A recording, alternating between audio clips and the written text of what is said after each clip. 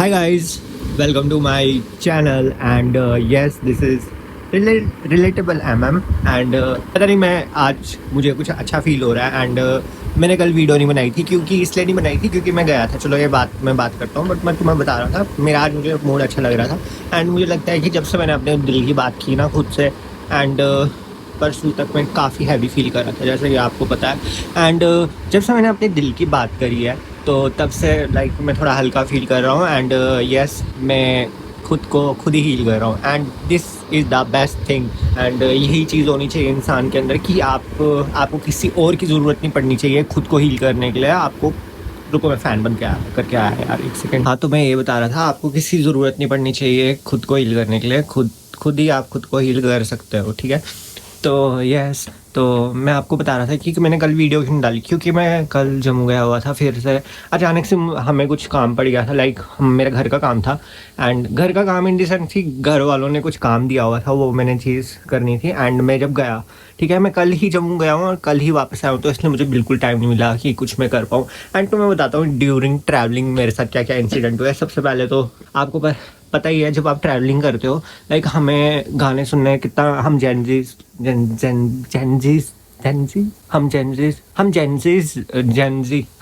लोग जो है हमें गाने सुनना बहुत पसंद होता है।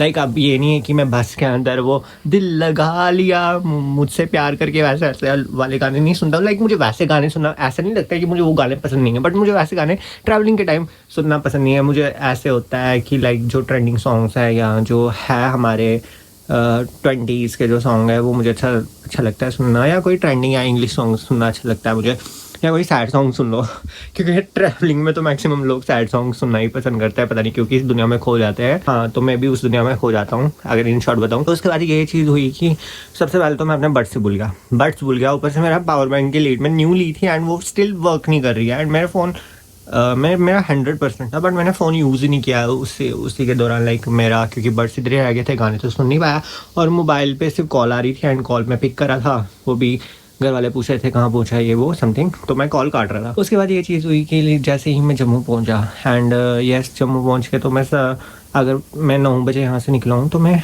12:30 तक जम्मू था एंड 12:30 या 12 बजे तक मैं जम्मू पहुंच गया था। उसके बाद क्या कहते हैं 1 बजे तक मेरा काम हो गया था। 1 बजे के बाद मैंने रैपिडो करा मतलब वापस आने के लिए, मतलब बस स्टैंड के लिए। लाइक मैं उधर गया। उसके बाद हमारा क्या होता है कि जिस बस में मैं चढ़ा तो हमारे पहले तो मैं 1 घंटा वेट किया उस बस में, ठीक है। 1 घंटा वेट करने के बाद उधर वो बोलने लगे कि जब 1 घंटे बाद उनकी सवारियाँ फुल होगी ना, लाइक पैसेंजर्स जो आ गए, उसके बाद हम जब निकले बस, मतलब लाइक बस निकल आई राम निकले तो हम आधे रास्ते में नहीं, जम्मू से लाइक जम्मू जहाँ से एंटर करते हैं वहाँ पे ट्रैफिक पुलिस वालों ने रोक लिया। उन्होंने मुझे बताया कि मुझे नहीं बताया, उन्होंने ये बोला कि आप आगे कैसे जा रहे हो, आगे ट्रैफिक लगा हुआ है, बस जा ही नहीं सकती है। तो मुझे हो गया हाँ अब मैं कहाँ जाऊँगा, मैं तो कोई मतलब अब तो मेरा हॉस्टल भी छोड़ दिया और मैं जम्मू में कहाँ रहूँगा ये वो। अब मेरे कज़न भी है वहाँ पे बट मुझे मन नहीं कर रहा था वहाँ पे जाने का क्योंकि अभी रिसेंटली मैं उधर हो के आया था एंड मुझे अच्छा नहीं लगता है कि किसके घर में जाऊँ। मेरा ऐसा नेचर है लाइक मैं खुद के अकेला रहना पसंद करता हूँ एंड मुझे खुद का कंफर्ट जोन होना चाहिए कि लाइक हाँ। तो उसके बाद ये चीज़ हुई कि हम वापस मुड़ गए। उसके बाद वापस मुड़ने के बाद ये हुआ कि हम बस जो थी वापस बस स्टैंड में जा रही थी तो उसने हमें बस स्टैंड में छोड़ दिया। तो आधे से ज़्यादा पैसेंजर तो निकल गए थे, बचे हुए 5 लोग। 5 लोग में से उधर कोई 2 आर्मी ऑफिसर थे, मुझे पता नहीं था कि वो आर्मी में थे एंड उसके बाद बाकी मेरे साथ मैं था और एक और लड़का था एंड एक लड़की थी। तो अब ये चीज़ हुई कि हम सोचने लगे कि हमें कैब बुक कर लेनी चाहिए ताकि हम छोटी गाड़ियों को तो ज़्यादा कोई पूछता भी नहीं, और अगर कोई पूछेगा तो हम झूठ भी बोल सकते हैं कि हम जैसे रामन के लिए नहीं जा रहे, हम जैसे कटरा के लिए जा रहे हैं। तो एंड मतलब कुछ भी हो सकता था एंड वो आर्मी वाले जो थे वो भी बोल सकते थे कि लाइक हम सही में इधर जा रहे हैं एंड वो अपना जो भी आइडेंटिटी कार्ड वगैरह दिखा के, हाँ आइडेंटिटी कार्ड दिखा के लाइक वो हमें छोड़ सकते थे ट्रैफिक पुलिस वाले। तो बट ये चीज़ हुई कि सबसे पहले तो जब मैं बस से उतरा तो वो काफ़ी मुझे पता नहीं था कि वो आर्मी ऑफिसर्स हैं। तो लाइक मुझे लगा कि ऐसे टूरिस्ट है ये बाहर से आए हुए हैं। तो बोलने लगे कि अब हमें वो पैसे कैब कर लेनी चाहिए। तो मैंने बोला हाँ, कौन-कौन राज़ी है कैब करने के लिए? तो मैंने बोला, मैंने तो हाथ उठा दिया, मैंने बोला मैं रेडी हूँ क्योंकि मुझे घर जाना है, मुझे आज ही घर जाना है किसी भी हाल में। उसके बाद जब मैं घर के लिए कैब ढूँढने के लिए हम निकले, तो वो जो दूसरे आर्मी ऑफिसर थे, वो जो हमारे साथ एक और लड़की थी, मतलब मैं नहीं जानता था उन्हें, बट उनका ना शायद बॉयफ्रेंड भी था उस लड़की का। तो वो उसे पैसे वगैरह दे रहे थे एंड ये सारी चीज़ें, किराया वगैरह बोल रहे थे, अगर ज़्यादा पैसे लगेंगे तो मैं तुझे दे दूँगा। वाओ! कितनी केयर करता है कोई इंसान किसी की। तो यस, उन्होंने उसे पैसे दिए एंड वो जो दूसरे आर्मी ऑफिसर थे, वो उन्हीं के साथ रह गए, वो उन्हीं का वेट कर रहे थे। उनको लगा कि वो भी हमारे साथ हमारी कैब में आएँगे, ताकि हम सारे अलग ना हो और जल्दी सवारियाँ फुल हो जाए और ताकि हम जल्दी निकल आएँ। उसके बाद ये चीज़ हुई कि मैं और दूसरे वो जो पहले वाले आर्मी ऑफिसर, मतलब आर्मी ऑफिसर पॉइंट 1 जो थे, वो वो मेरे साथ आगे निकल आए एंड वो बताने लगे कि ये क्यों नहीं आ रहे। मैं बोला वो रुको ना, वो भी तो आ रहे हैं, वो पीछे से आ रहे हैं, तो उनका वेट कर। नहीं, बोलते हैं वो लड़की के पीछे है। मैं बोले क्या लड़की के पीछे है? वो मतलब उन लड़की के साथ तो उनका बॉयफ्रेंड है। बोलते नहीं चलो हम ढूंढते हैं। तो हम ढूंढ रहे हैं, कैब ढूंढ रहे हैं एंड उधर हमें कैब वाले बोल रहे हैं कि हम आपसे 4000 रुपीज़ लेंगे सबसे एंड उसको डिवाइड कर लेंगे। वो ज़्यादा किराया बन रहा था, 700 समथिंग बन रहा था। बल्कि फिर वो लड़की भी नहीं आई थी एंड फिर वो जो दूसरे वाले आर्मी ऑफिसर थे, वो अकेले आ गए वहाँ से।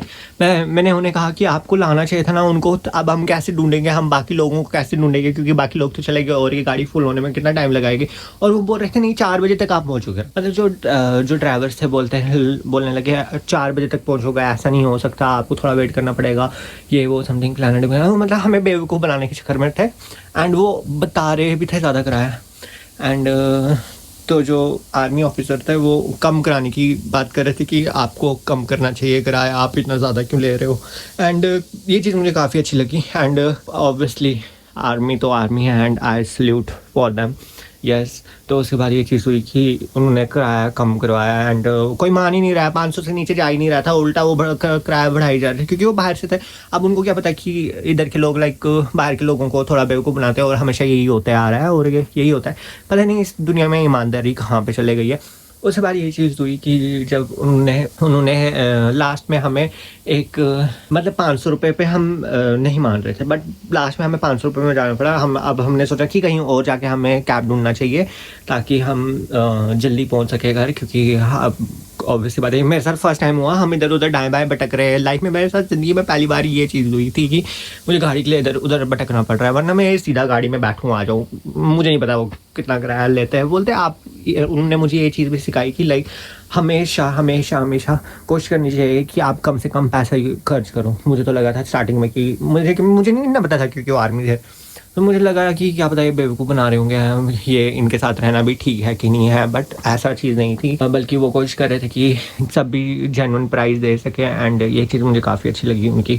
उसके बाद ये चीज़ हुई कि हम आगे चल रहे थे, तब तक वो जो आर्मी ऑफिसर है उनको एक और ड्राइवर मिल गया एंड उन्होंने बात करी एंड वो मान गए 300 पे लेने के लिए, इधर मान गए, मतलब हमें घर पहुँचाने के लिए मान गए। बट क्या हमारा यहाँ पे किराया 200 लेती है बस एंड 300 पे, और ये बहुत ही कम था, ऊपर से छोटी मिनी बस थी वो एंड यस हाँ, तो जो भी तो यही था। उसके बाद ये चीज़ हुई कि उसके बाद क्या हुआ, हाँ उसके बाद हम गाड़ी में बैठ गए एंड गाड़ी में बैठने के बाद वो काफ़ी चीज़ें पूछ रहे थे। मैं उन्हें बता रहा था कि ऐसे थोड़ा ना, आपको और भी कम कराना चाहिए। पहले तो वो 300 बोल रहे थे, 300 पे बोला, बट 300 से पहले मैं बोला 400 नहीं 350 वो बोलने वाले थे, हम 300 बोलने वाले थे, आप 350 क्यों बोल रहे हो। तो मैंने भी कम कराने की कोशिश करी। उसके बाद यही चीज़ हुई, मतलब मेरे से पंगे तो होते ही होते हैं। पता नहीं इस चीज़ की आपको समझ आएगी कि नहीं आएगी। इन शॉर्ट मैं बता रहा हूँ कि मैं ट्रैवल करने के बाद मुझे उधर आर्मी ऑफिसर अच्छा, मतलब हमें गाड़ी, इन शॉर्ट अगर मैं आपको बताऊँ कि पूरा ओवरऑल समरी क्या हुई कि हम गाड़ी में गए, गाड़ी में मैं वापस कर दिया क्योंकि उधर वो बोल रहे थे लैंडस्लाइड आई हुई है। उसके बाद हम वापस आने के बाद हमने आर्मी ऑफिसर्स थे उनसे मुलाकात हुई एंड उनसे काफ़ी अच्छा लगा इंटरेक्शन लेके एंड उन्होंने काफ़ी हेल्प की। इन शॉर्ट अगर मैं आपको बताऊँ तो यही था जो भी था एंड कल का दिन मेरा तो पूरा ट्रैवलिंग में ही गया। उसके बाद थोड़ी बहुत हमें जो स्टॉप्स होते थे ट्रैफिक पुलिस के, तो वो हमें रोक के भी जा रहे थे काफ़ी बार।